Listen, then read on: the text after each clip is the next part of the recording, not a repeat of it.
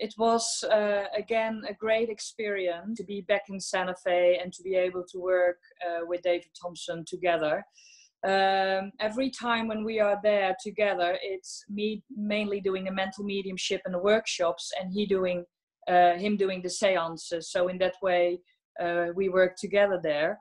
I have been a part of all 6 seances and a part of the team in the background as well. The big difference comparing to last year was that in the first 5 seances that I have attended now, the main focus was on reunions with loved ones. Last year, a lot of the seances had an experimental factor in the seances, and they tried a lot of new stuff for everybody. So the first 5 seances were mainly about bringing loved ones into the seance room. And for those who don't know, David Thompson is a materialization medium, and he does full materialization.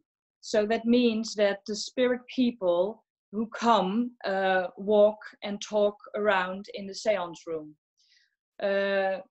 Also the loved ones who are coming through. So there is not only a voice box, the people are materialized, they walk towards their loved ones, they touch them, they talk to them independent, and that's how every reunion has taken place. One of the first reunions, and that was quite an extraordinary one, was a son who came for his mother.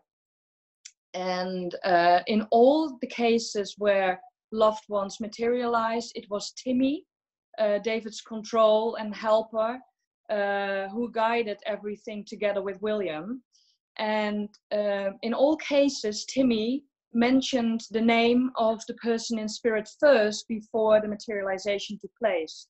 So he mentioned the name, he looked for the person that this name belonged to, and then the connection was made. The first materialization was a son coming for his mom. And Timmy asked Mom, "What do you remember most about him?" And she said, "His beautiful blue eyes." And then Timmy said, "Well, let's try an experiment then." So the young man walked towards his mom, and they had an intimate chat together, and we all witnessed that. We all could hear what was taking place. And then Timmy said, "We are going to try to show his eyes, his blue eyes." And they managed that. And Mom was so impressed, and the people who were sitting next to her could see it as well. So that was something new that they tried within that moment of a reunion in that particular moment. There have been many more reunions. I was able to witness an uncle, a grandfather who came for his grandson. He never knew because he passed to the spirit before his grandson was born, but he knew a lot about him, and they shared things together. But the most amazing materialization and reunion that took place with a loved one was in the 5th seance, and that was a daughter coming for both parents. It was a couple from Florida, and they were reunited with their daughter. And what impressed me most, in a way, was not the way she came forward, because in this situation, in the only situation of all materializations, she was not able to speak. She passed to the spirit world recently. She was not able to speak, but still it was one of the most evidential and profound materializations of all seances. She brought into the seance room so much tangible love. She was able to take her mom's head, to kiss her on the head. She put the head back on her mom's head. She held her parents' hands, and they said that it was the exact way of holding hands and the exact hand that she had when she was alive. But again, the feeling that she brought into this room, I have never experienced it in in such a way. And William afterwards stopped the seance.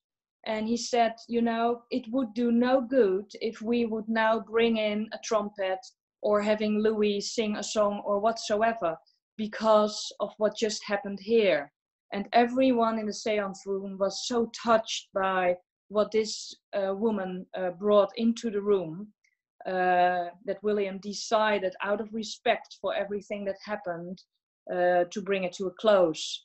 And it really affected us actually on a very deep level, and it resonated with us for a long time after this seance, because you could feel the change of vibration within the room, and it was something beautiful and something healing for everyone. As is normal in David's seances, also, you know, Timmy was there quite a lot. On some of the seances, he played with the trumpet. Louis Armstrong came and sang and played a harmonica on some occasions. On one occasion, Quentin Crisp came. And that was quite interesting as well, because he came on one occasion, and last year he came almost on every occasion. But now he walked and talked and he addressed some people. And some of the people in the audience, they were able to feel his clothes whilst he was materialized. So that was interesting as well. Every seance, when the seance closes, David is levitated out of the cabinet, and his cardigan is being dematerialized and rematerialized the other way around. And I think that's, you know, in a way, one of his signatures in his seances and physical mediumship. The last seance was, in my opinion, one of the most amazing experiences I have ever witnessed with a physical medium. The day before, William announced that they wanted to bring someone in, but someone that more people knew. And it was an experiment, and he promised that they would try to do their very best to make it a success. So in the last seance, William came and he said at some point, now is the time to start the experiment. And he was explaining that they were going to change the vibration dramatically, as was needed for this person to come through, and the power that this person was bringing into the seance room. And we all could feel it. We could feel the energy changing. We could feel everything changing. And then I was aware, and almost the whole day actually, because during the day I went shopping with David, and I felt already the preparation for that evening. So I knew something quite big was going to happen. And then with a noise that I've never heard before, with such a loud whoosh of sound of ectoplasm and a lot of cracking sounds, suddenly a person materialized and announced himself as Chief Sitting Bull. And he spoke to us about peace, about brotherhood, about love, about the world at this moment. And it was a beautiful message, but not only the words, but his presence was amazing. And, you know, I cannot describe in words what we felt at that moment. So he spoke for a while, and he also explained that he was going to be a part of the team of David in future, and that he had plans to come back. William explained, to make this single materialization possible, it took them 5 years of preparation. And mainly preparation to keep David safe because of the amount of power that was needed in this whole process. When a Chief Sitting Bull went back into the cabinet, again, it was such a loud noise, and it even damaged the cabinet. there were all cracks and sounds, and it was so intense that for a moment I was thinking, okay, I hope David is all right now. But of course he was. But again, I've never experienced someone coming with so much power and noise. So that was quite interesting, I must say. And afterwards, it was a totally different energy. It was like people were so touched because of that experience, because of the words, because of the power and the presence of the spirit world, that in comparison to the other seances, everybody was afterwards like, you know, sharing and you know, being happy. And this was like feeling humble in a way. And it was like we were all quiet for some time because we had a lot to take in a way. So in general, that's what I have experienced in those seances. William spoke a lot about personal development, about mediumship, and this time also quite a bit about physical mediumship. He came to me, and I was the only one in all of the seances who was allowed to ask a personal question. So I did, because I knew that he knew that I had some questions on my mind concerning my own situation. So I asked him a question, and he spoke about my development, basically. And that was, in a way, a beautiful moment, but there were 40 or more than 40 people sitting with me, listening to what he had to say. So I felt, in a way, vulnerable as well. But the thing was, there was a message in it for everyone, because he addressed, in the end, he addressed the sitters, and he said, you know, people like David and Nicole are constantly claimed and in a way demanded by you and by people like you in this world. And he was saying that that needed to be stopped, that people should change their attitude towards physical mediumship, and especially towards physical mediums, because it's so rare and because we have to be careful with people who have such a gift. So he talked a lot about that as well. So that was quite interesting. And I remember one of the seances, actually of the whole hour and a half or hour and 45 minutes, he took 1 hour, I think, of only speaking. And that was, you know, we were all listening so intensively to him because he had so much important things to share with us. So he was very, very strong in these seances, very strong. So, you know, all of the experiences, and especially the experiences that I've had with William in particular, in addition, because he spoke to me in 4 out of 6 seances and in private on a different occasion in Santa Fe. I can only say that for me personally, it was life-changing.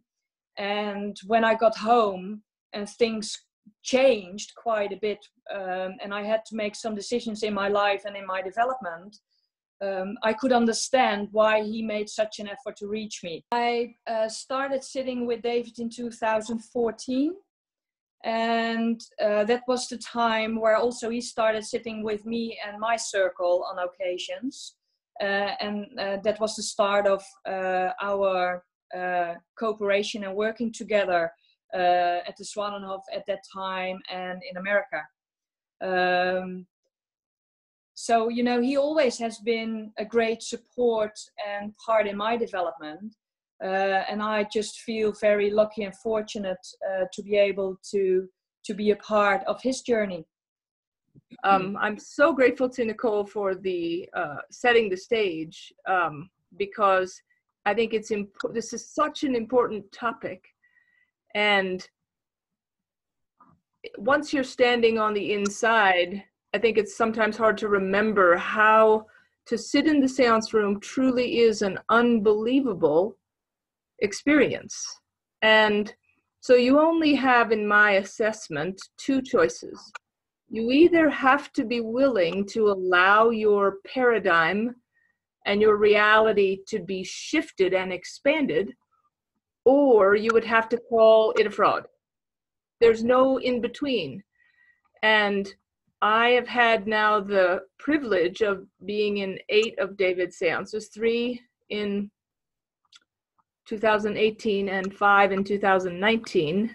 And I'm a scientist by training, and I took David's advice and William's advice to be discerning and to not just accept things willy-nilly, but to also not walk into the seance room as a skeptic. You go in for the experience, and if you're going to do your analysis, do it afterwards. But because of the nature of how things unfolded, I have been able to check the room, check the entire environment, and I can say without any hesitation whatsoever that there is no trickery, there is no deception in what is going on in that space. So as a scientist, I would have to say, okay, if there is no trickery, and David is absolutely double bound at his hands and his feet, he's zip tied, the gag is not just on his face, but it's zip tied to his face. If there's nothing in the room that is out of place that could allow for deception, then by deduction, I have to say that as unbelievable as it is, this is in fact happening, and this is in fact real. And so the part that I felt I wanted to emphasize today is, if something is real, then it has to be explainable. And so I've been delving into the physics. Okay, so if this is real, how is it real? And I'm sorry for this, I have to add this in just for the skeptics or the people who might hear this after the fact who've had no exposure. There is an explanation with regards to physics about how this works, and even some information about why it needs to happen in darkness. And it has to do with physics, and I won't go into that, but I just want to say that I have been looking into, if it's real, then it has to be explainable. And I have no doubt at all in my mind that David and his circle and Nicole they have the highest level of integrity of the people that I've had the privilege to meet in the 2 years plus since I've been involved. And so the thing I'd like to say from a perspective, if everyone is familiar with the term homicide or genocide or pesticide, anything with the suffix side means to kill something. And so if you decide something, D is about separation and side is about killing. So if you decide this is not real, you've killed all the other options. So be open-minded. Don't decide even that it's real or not real. But instead, maybe stand in the middle and ask yourself, what if this is real? And if it is, then all of us who are gathered here, I believe I could make an extrapolation that we are here because we are interested in being of service to spirit. And what physical mediumship provides us is the farthest reaches that I'm aware of what the spirit world is capable of that we can participate in. And so for those of you who aren't aware, in September of 2018, I was at 2 seances with David in Scottsdale. And the first seance was illuminating. It was my first experience. And I had no intention of going a second night. And the second night, after an unfolding of really extraordinary events during that day, I was guided to attend the second seance. And during that second seance, my beloved, who passed away in July of 2017, fully materialized in the seance room. He came across the room. He spoke to me. He gave me very distinct evidence. He took me, the thing that I would like to underscore about how extraordinary this is that no one in that room knew me or my story or Scott. And they certainly didn't know what Scott looked like if they had heard what the story was. I suppose, anyway, he was talking to me, and he took my face in his hands, and he kissed me on the forehead.